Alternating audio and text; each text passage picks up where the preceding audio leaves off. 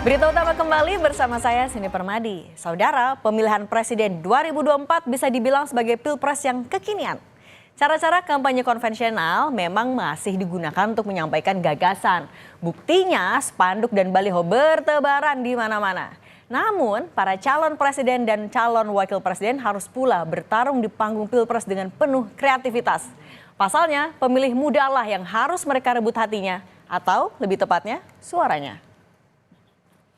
Lalu, mengapa suara pemilih muda begitu penting dalam pilpres kali ini?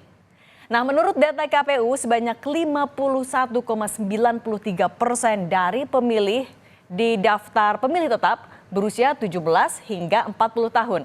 Di kelompok umur inilah masuk para generasi milenial yang lahir dari 1981 hingga 1996 dan generasi Z yang lahir dari 1997 sampai 2012. Angka ini masih ditambah sedikit dengan yang berhak memilih 6.000 orang di bawah 17 tahun. Sementara itu, 48,07% atau setara dengan 98,4 juta pemilih berusia di atas 40 tahun. Jadi, besarnya suara pemilih muda mampu menentukan kemenangan menuju kursi RI 1. Nah, salah satu cara ampuh untuk memikat para pemilih muda adalah dengan mendekati para influencer yang aktif di media sosial. Mengingat para pemilih muda sangat melek teknologi dan para influencer ini punya followers yang masif. Calon Presiden nomor urut 1 Anies Baswedan tak segan mengunggah foto bersama influencer Fadil Jaidi di akun X-nya @anisbaswedan. Kata Anies, ketemuan Fadil Jaidi dan diajari jadi wibu. Nonton dan diceritain soal Attack on Titan. Oke, menarik, save dulu buat ditonton di sela-sela kegiatan. Fadil sendiri memiliki jumlah followers fantastis. Jumlahnya menyentuh 10,8 juta followers di Instagram dan 12,9 juta followers di TikTok.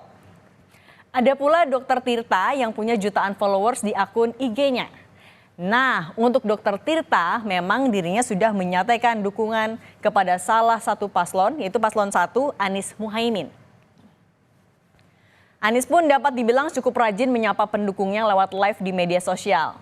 Bersama cawapresnya, Caimin, Anies live TikTok dari dalam mobil usai mendampingi Caimin debat 21 Januari lalu. Jambi, salam hormat juga.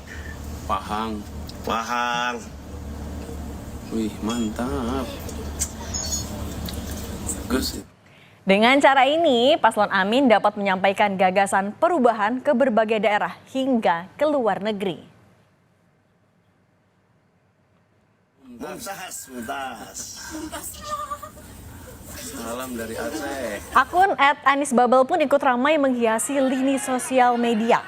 Akun ini mengunggah sejumlah informasi terkait Anies Baswedan dengan karakter khusus layaknya penggemar K-pop yang mempromosikan idolanya.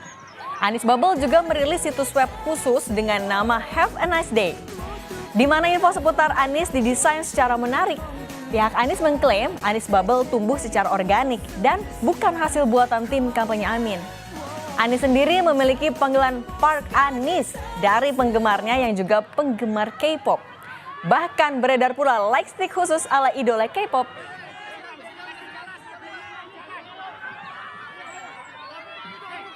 Sementara itu, calon presiden nomor urut 2 juga gemar mengundang para selebritas dan tentu saja influencer. Dua nama papan atas yang terdengar adalah Raffi Ahmad dan Atta Halilintar. Menjadi figur publik ternama di dunia maya, keduanya memiliki followers hingga puluhan juta di akun Instagram. Raffi Ahmad belakangan terlihat dalam kampanye pasangan Prabowo Gibran dengan berbaju biru muda. Raffi dan istrinya Nagita Slavina juga pernah datang ke debat Cawapres Desember lalu. Teman-teman juga artis-artis yang mungkin ini dia. Aurel.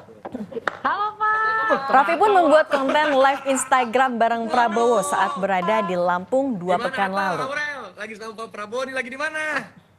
Lagi di rumah. Lagi di rumah. Pak semangat. Semangat. Bapak semangat ya Pak. Terima kasih.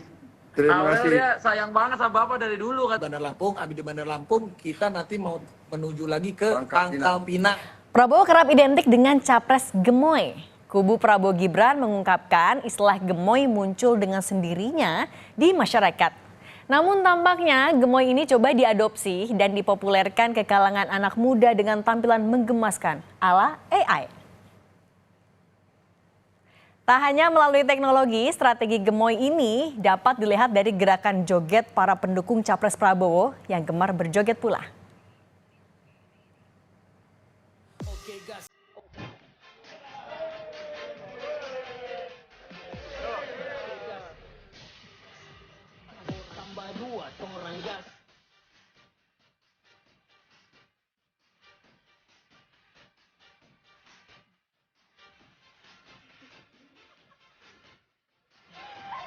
Sekarang kita ke pasangan Capres-Cawapres nomor urut 3, Ganjar Pranowo dan Mahfud MD.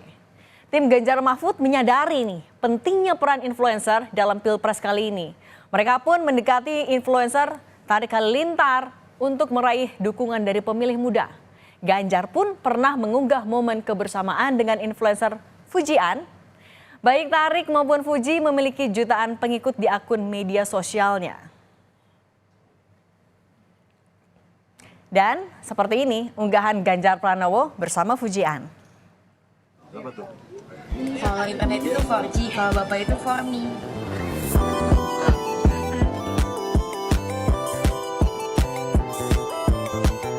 Bapak, saya mau nanya dong Pak. Bapak tahu nggak bedanya bapak sama internet apa? Apa tuh? Kalau internet itu 4G, kalau bapak itu 4Me. Di kalangan muda, Ganjar juga dijuluki Ketua Penguin. Para pendukung Ganjar lengkap dengan kostum penguin setia mendampingi pasangan Ganjar Mahfud. Bahkan sampai di area debat keempat Cawapres beberapa waktu lalu. Dan ada aja pasukan penguin yang mengikuti Ganjar beraktivitas di sejumlah kesempatan.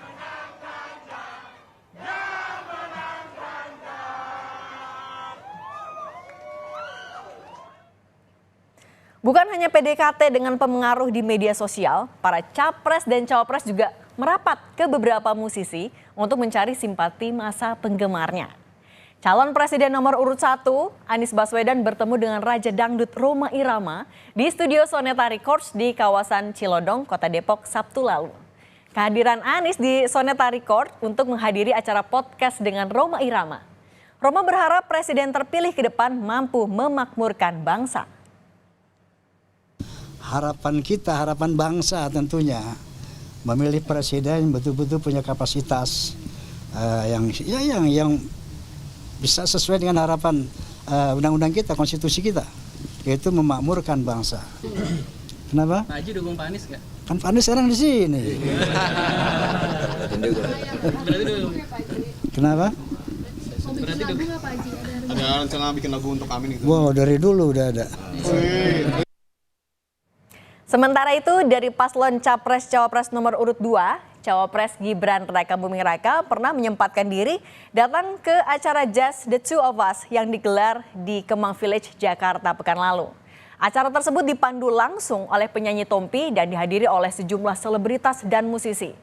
Dalam momen tersebut Gibran berjanji akan memperjuangkan aspirasi musisi apabila terpilih nanti. Itu memang menjadi isu besar sekarang. Musisi kan lagi teriak-teriak hak cipta, royalti. Kalau di luar negeri itu satu lagu bisa menghidupi satu generasi. Satu lagu itu bisa dijaminkan ke bank. Nah itu mungkin bisa diusahain nggak Mas? Yang jelas komitmen saya ya sebagai wali kota Solo kan udah jelas ya. Kita salah satunya merevitalisasi Lokananta itu ya yang disebutkan Dr. Tompi tadi juga insya Allah bisa kita perjuangkan karena sekali lagi ekonomi kreatif kita itu luar biasa sekali. Di sisi lain ada grup band Slank yang juga resmi menyatakan dukungannya untuk pasangan Capres dan Cawapres nomor urut 3 Ganjar Mahfud. Pekan lalu, deklarasi Slank untuk Ganjar Mahfud berlangsung di markas Slank di Gang Potlot, Kalibata, Jakarta Selatan, diikuti seluruh personil Slank, yakni Bim Bim, Kakak, Abdi, Ivan, dan Rido. Slank mendukung Ganjar Mahfud karena ingin meneruskan cita-cita reformasi dan menjaga demokrasi. Slank juga membuatkan lagu berjudul Salam Metal untuk Ganjar Mahfud. Dengan kita bikin lagu baru, ngerekam lagu, bikin musik, itu ada energi yang ngedorong kita semakin yakin bahwa kita harus menyatakan diri, dan hari ini kita bisa mulai di Jalan Potot bahwa Slank mendeklarasikan bahwa kita dukung Pak Ganjar dan Pak Mahfud. Dan lagunya judulnya Salam Metal. Pendekatan penuh kreativitas yang ditawarkan para capres-capres mungkin dapat memikat hati para pemilih muda. Nah, tapi perlu jadi catatan, para pemilih muda harus tetap kritis dan teliti pada visi misi yang akan dibawa para capres dan cawapres.